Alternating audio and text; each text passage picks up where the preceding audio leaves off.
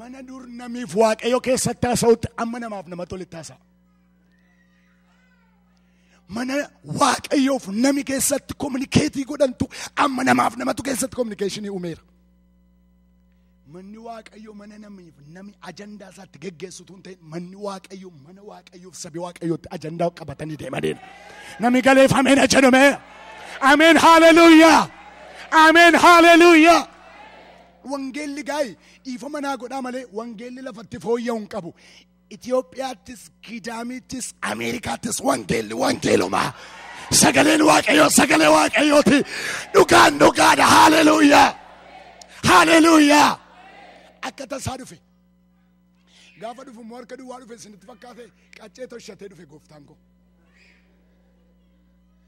Sagalee guddaadhaan ameen jedha. Ana sheetuu yoo ta'e samma dhaabatee lallabaa jiru. Ulfina isaaf hin ta'u taanaan gara feenaa buusu. Maaliif isinitti fakkaate? Gooftaan gaafa dhufu wanta harca'u jira. Gooftaan gaafa dhufu wanta iddoo gadhiisu jira.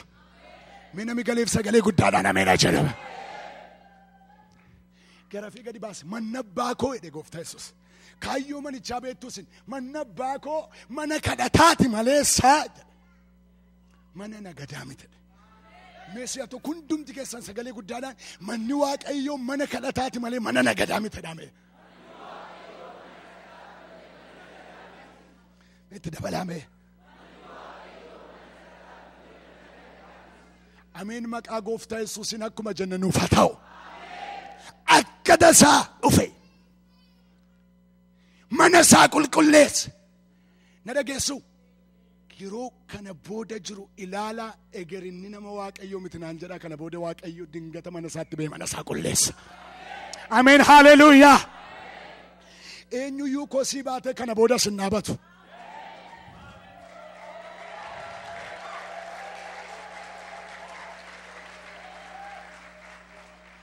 Waaqayyo naan jedheera iddoo aarsaa koo nan qulleessa jedheera. Waaqayyo naan jedheera warra na ulfeessan sannaabaa warra na salphisan gadi buusa jedheera waaqayyo. Nan qulleessa jedheera. Ameen jedhame. Mee sagalee guddaadhaan ameen jedhame. Manichi mana waaqayyooti. Akka tasaa gooftaan waa'ee mana isaatiif dhufeera. Haleluuyaa. Oh hallelujah. Oh hallelujah. Oh hallelujah. Oh hallelujah. Oh hallelujah. Oh hallelujah. Oh hallelujah. Waaqayyo mana isaan qulleessa. Nama sin bukkee jiru harka qabaati. Waaqayyo qulleessu dhufeera dhaani.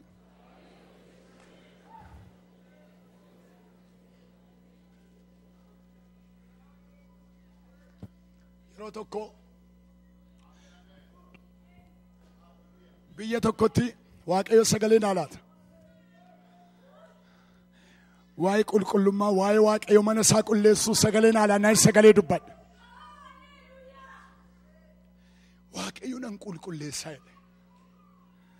Ergicha dubbadheen gara iddoo biraatti deeme torban sadii dudduuba madirakii irraa ulfatu gadi bu'uu jalqabe.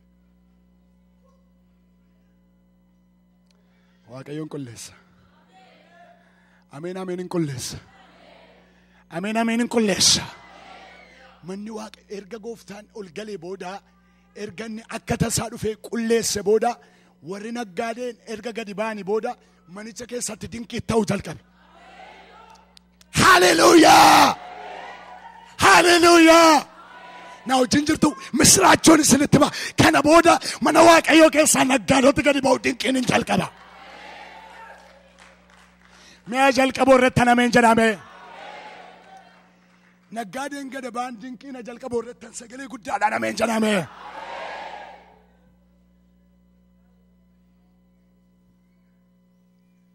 Erga isaan gadi baasee booda gooftaa Yesuus ol deebi'eetu isaan warra rakkisoo erga gadi baasee ol deebi'eetu warra naafa warra jaamaa warra miilli irraa citaa gara isaatti fidanii hin fayyiseedha. Har'a buloota koo dinqii dheebonneerra harka waaqayyoo dheebonneerra ta'ammiraatii dheebonneerra garuu beelomnee jira. Manichin qullaa dinqichin jalqaba. Manichin qullaa dinqichin jalqaba. Ameen jedhame. Akka tasaatti dhufa. Akka tasaatti dhufee mana isaa qulleessa. Tokko. Inni dhufa Waaqayyo. Akkamitti dhufan jedhee tokkoffaa. Akkamitti dhufan jedhee akka tasaa. Hojii ergamootaa boqonnaa lamarratti akka tasaatti hafuurri Waaqayyoo dhufee humni Waaqayyoo isaan irra bu'e. Akka maaliitti? Waaqayyoo keenya akka tasaatti dhufee hojjechuus beekame. Namni galeeffamee na jedhume akka tasaatti. Phaawulosiif Silaas mana hidhaa keessa turanii akka tasaatti hundeen mana hidhaa raafame. Akka tasaatti. Jabinni mana kana hundee isaati. Akka tasaatti Waaqayyo hundee rakkina keetii raasa galgala kana. Akka tasaatti hundee gaaffii keetii raasa Waaqayyo galgala kana. Akka maaliitti? Mee jedhame akka maaliitti? Maaloo jedha akka maaliitti? Akka tasaatti. Tokko akka tasaatti dhufa. Inni lammaffaa Waaqayyo akkamitti dhufa? Ulfinaaf duumessaan dhufa. Mee ameen jedhaa kaa. Konferensii kana kan dhuftan hundumti keessanii ulfina Waaqayyoo ofirratti baattanii addanaa baatu. Yoo isin galee ameen jedhame.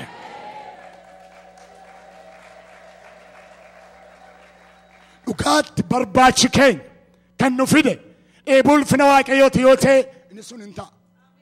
Seera ba'uu boqonnaa 19 lakkoofsa 19 irratti dubbiin Waaqayyo akka jedha Museedhaan. Musee jedha Waaqayyo duumessa guddaadhaan sii dhufa. Duumessa guddaadhaan ulfina guddaadhaan sii dhufa. Nama meeqatu ulfina Waaqayyoo dheebotame harka keessa? Hallelujah. Ameen hallelujah.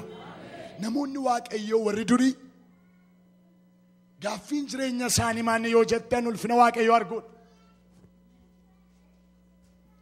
Duumessaanan sii dhufa jedhe Waaqayyo.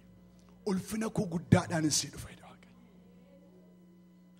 Waaqayyo ulfina isaatiin hin dhufa. Ameen jedhaa kaa. Namni ulfina Waaqayyoo arge obboloota koo ulfinichuma keessa adeema. Kaayyoon isaa hin geeddaramu. Ergaan isaa hin geeddaramu. Ilaalchi isaa hin geeddaramu.